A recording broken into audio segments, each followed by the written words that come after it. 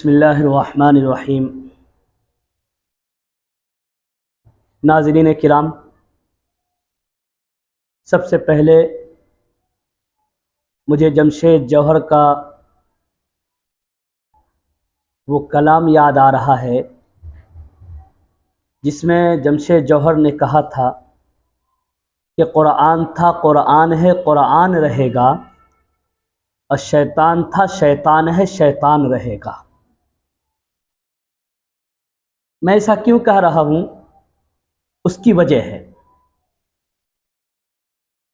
आज से चंद महीने पहले एक शख्स था जिसने कुरान के खिलाफ अपनी आवाज़ को बुलंद की थी, जिसने ना जाकर कोर्ट में जाकर दावा किया था। और आपको वो नाम गालिबन याद होगा, जिसका पहले नाम वसीम रिजवी था और बाद में चूँकि उसने अपने मज़हब को, अपने धर्म को बदल लिया, तो अब मौजूदा वक्त में उसका नाम जितेंद्र राम सिंह त्यागी है। आपको ताज्जुब होगा कि अल्लाह रब्बुल इज़्ज़त ने जब भी किसी इंसान ने अल्लाह से चैलेंज किया और अल्लाह के मुकाबले में आकर खड़ा हुआ, तो अल्लाह रब्बुल इज़्ज़त ने उसको वो दर्दनाक अज़ाब में मुब्तला किया कि तारीख़ में उसका नाम इबरत बनकर रह गया। मैं आपको बताता हूँ, आपने नाम सुना होगा गालिबन, फ़िरौन का नाम आपने सुना होगा, जिसने एक वक्त में कहा था अना रब्बुकुमुल आला, कि मैं सबसे बड़ा रब हूँ। ऐसे ही तो फिर उसके साथ अल्लाह रब्बुल इज़्ज़त ने क्या मामला किया, रहती दुनिया तक पूरी इंसानियत के लिए उसके जिस्म को इबरत का निशाना बनाकर एक सबक दे दिया कि देखो, जिसने भी अल्लाह से चैलेंज किया और अल्लाह का मुकाबला किया, उसका अंजाम इस तरह होता है। आपने अब्राहा का नाम सुना होगा कि वो चला था उस मुक़द्दस घर को ढाने के लिए, जिसको पैगंबर अलैहिस्सलाम ने बड़ी मेहनत से, बड़े लगन के साथ तामीर की थी। उस मुक़द्दस घर को चला था ढाने, अल्लाह तबारक व तआला ने एक छोटी सी मखलूक के ज़रिए से, एक हकीर मखलूक के ज़रिए से उस अब्राहा को और अब्राहा के पूरे लश्कर को तबाह और बर्बाद कर दिया और रहती दुनिया तक पूरी इंसानियत के लिए इबरत बना दिया, निशानी बना दिया कि देखो क्या उसका अंजाम हुआ।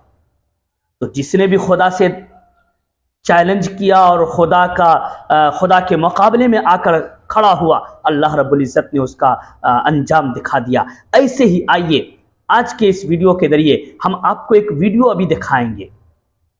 उसने कुरान के खिलाफ आवाज़ उठाई। आज उस जितेंद्र राम सिंह त्यागी का क्या हालत है और कैसी हालत बनी पड़ी है और कितनी बुरी स्थिति में है, आप वो वीडियो देखेंगे तो आपको खुद समझ में आ जाएगा, जिसमें वो खुद कह रहा है कि मैं सुसाइड करना चाहता हूं, मैं मरना चाहता हूं, मुझे सरकार इसकी अनुमति दे, मुझे सरकार इसकी इजाज़त दे कि हम अपनी जान को ख़त्म कर दें, खुद से मैं आत्महत्या करना चाहता हूं। ये क्या है? यह अल्लाह का अज़ाब है कि जिसने उसके मुकाबले में, अल्लाह ने कुरान में खुद कहा फ़ातू बिसूरतिम मिन मिस्ली वदऊ शुहदाकुम मिन दुनिल्लाहि इन कुंतुम सादिकीन, कि तुम इस जैसी कोई सूरत ला दो। और ये तो कुरान की कई सूरतें बदलने चला था और वो दावा किया था कि इन सूरतों में ये चीज़ें हैं और इन सूरतों को कुरान पाक से निकाला जाए, लिहाजा इन सूरतों के ज़रिए से एक दूसरे लोगों को ठेस पहुंचता है और एक दूसरे लोगों तक एक गलत मैसेज जाता है, जिससे भाईचारगी भस्म होने का डर है। इसलिए इन आयतों को निकाला जाए। वसीम रिजवी साहब, आप तो उन आयतों को निकाल नहीं सके और ये चैलेंज है, रहती दुनिया तक कोई भी इंसान नहीं निकाल पाएगा। खुद कुरान कहता है, अल्लाह रब्बुल इज्जत ने उसकी हिफाजत की जिम्मेदारी ली है। इन्ना नहनु नज़्ज़लना ज़िक्र व इन्ना लहू लहाफ़िज़ून, हमने ही नाज़िल किया और हम ही इसकी हर तरह से हिफाजत के जिम्मेदार है। आपको जितनी ताकत लगानी है लगा लीजिए, आपको जिसका भी सहारा लेना है ले लीजिए, लेकिन याद रखिए, खुदाए पाक की कसम खाकर मैं कहता हूं कि एक आयत, एक सूरत क्या, कुरान का एक हर्फ भी ना कभी बदल सका है और ना कभी बदल सकेगा। इंशाअल्लाहुल अज़ीज़ कुरान हमेशा से है और हमेशा रहेगा। अल्लाह ने जब से नाज़िल फरमाया है वैसा ही कुरान है। जमशेद जौहर ने, मैंने शुरू में वो कलाम पढ़ा था, वो एक लाइन आपके सामने मैंने सुनाई थी। वो जमशेद जौहर ने कहा, कुरान था, कुरान है, कुरान रहेगा। ये हमेशा से कुरान था, कुरान है और इंशाअल्लाह ये कुरान रहेगा। आपके दिल और दिमाग तो बदल सकते हैं लेकिन कुरान नहीं बदल सकता। आखिर में आइए हम आपको दिखाते हैं उस जितेंद्र राम त्यागी की आज क्या हालत है।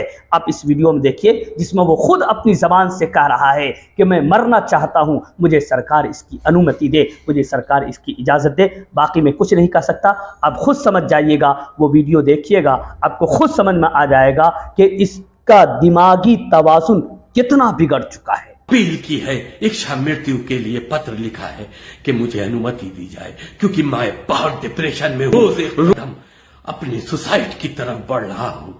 मैं अकेला हूँ, मेरी आवाज कोई पहुंचाने वाला नहीं, मैं मजबूर हूं, मेरी मदद कीजिए ताकि मेरी मौत से पहले इस्लाम के धर्म वाले अपनी जीत का जश्न न बना पाए। नमस्कार, मैं जितेंद्र नारायण सिंह हूं। आज से 1.5 साल पहले मैं वसीम रिजवी हुआ करता था। मैंने इस्लाम की कट्टरता को नकारते हुए घर वापसी की, आस्था के साथ में सनातन धर्म को कबूल किया।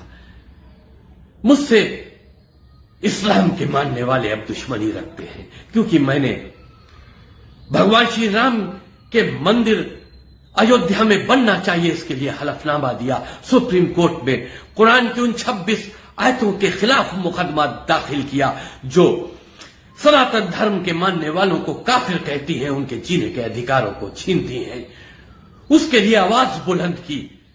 इसलिए कट्टरपंथी इस्लामिक संगठनें मेरे सर को काटने की कीमत लगाने लगी। दाऊद इब्राहिम के गुर्गे मुझे मारने आए जो दिल्ली में पकड़े गए। कट्टरपंथी मुल्ला साजिशन मेरे ऊपर मुकदमे कराते हैं ताकि मुझको ज्यादा से ज्यादा जेल में रखा जाए, जहां मेरी आसानी से हत्या करा दी जाए, मुझको बेइज्जत किया जाए, मुझे मजबूर किया जाए कि मैं आत्महत्या कर लूं। जब मैं कुरान के सिलसिले में संघर्ष कर रहा था तो लखनऊ के कल्बे जवाद, जो एक कट्टरपंथी मुल्ला है, मुस्लिम पर्सनल लॉ बोर्ड का वरिष्ठ सदस्य है, इस्लामिक मदद से चलाता है, कश्मीर के आतंकियों को फंडिंग करता था। उसने साजिश करके मेरे एक ड्राइवर को, जो मुसलमान था, तोड़कर उसको एक मकान देकर, लाखों रुपए के इनामात देकर, उसको एक पल्सर मोटरसाइकिल देकर, महीने की एक अच्छी रकम निर्धारित कर उसकी बीवी से मेरे खिलाफ एक रेप का मुकदमा लिखवाया, जिसमें यह कहा गया कि मैंने तीन बच्चों की अम्मा से बलात्कार किया 6 महीने पहले। ना कोई मेडिकल, ना कोई सबूत। उसकी जांच शहादतगंज के कट्टरपंथी दरोगा SM जैदी को दे दी गई। SM जैदी जो मुझसे धार्मिक दुश्मनी रखता था, मुख्तार अंसारी का भी करीब है। पुराने लखनऊ में जो मुख्तार अंसारी ने प्लाटिंग की है, वहीं पर एक प्लाट पर मकान खरीद कर रह रहा है। जब मैं सनातन धर्म के लिए हरिद्वार जेल में था तो इसी दरोगा ने मेरे परिवार की औरतों को घर से मेरे निकालकर उसमें ताला डालकर चाबी थाना शहादतगंज में रख दी थी, जो आज भी वहीं है। मैं बेघर हो गया, मैं नहीं डरा, मैं हत्या करने की धमकियों से भी नहीं डरा, लेकिन आज मजबूर, अकेला हूं, अनाथ हूं, क्योंकि मेरी बात कोई नहीं सुनने वाला। मेरे खिलाफ जो फर्जी मुकदमा लिखवाया गया, मैं सनातन धर्म के सभी संगठनों, महामंडलेश्वरों के दरवाजों पर गया, उनसे कहा कि भाई मेरी उच्च स्तरीय जांच करा दीजिए।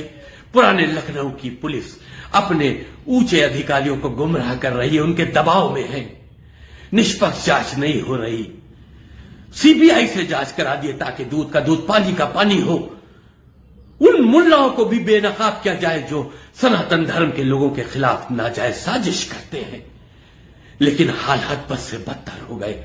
मेरे खिलाफ फर्जी मुकदमों में चार्जशीटें भेजी जा रही हैं। चौक से भेजी गई, थाना चौक से भेजी गई, थाना शहादतगंज से भेजी गई। अब तो मुझ पे गैर जमानती वारंट लेकर मेरे घरों की कुर्की की नौबत आ गई है। मैंने बहुत दुखी मन से देश के राष्ट्रपति महोदया से अपील की है, इच्छा मृत्यु के लिए पत्र लिखा है कि मुझे अनुमति दी जाए, क्योंकि मैं बहुत डिप्रेशन में हूं।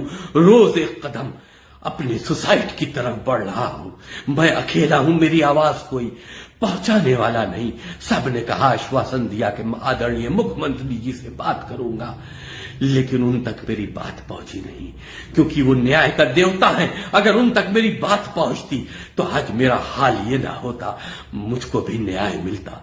मैं मजबूर हूं, मेरी मदद कीजिए ताकि मेरी मौत से पहले इस्लाम के धर्म वाले अपनी जीत का जश्न न मना पाए। मैंने एक डिटेल वीडियो सोशल मीडिया पर अपने दुख दर्द के साथ जारी किया है कि अगर मैं मर भी जाऊं तो मेरा दुख दर्द सनातन धर्म का हर इंसान समझे कि मैं किन परेशानियों पे और किन मजबूरियों में था। मैं बेसहारा था, अनाथ था, मेरे साथ इस्लाम जुल्म कर रहा था।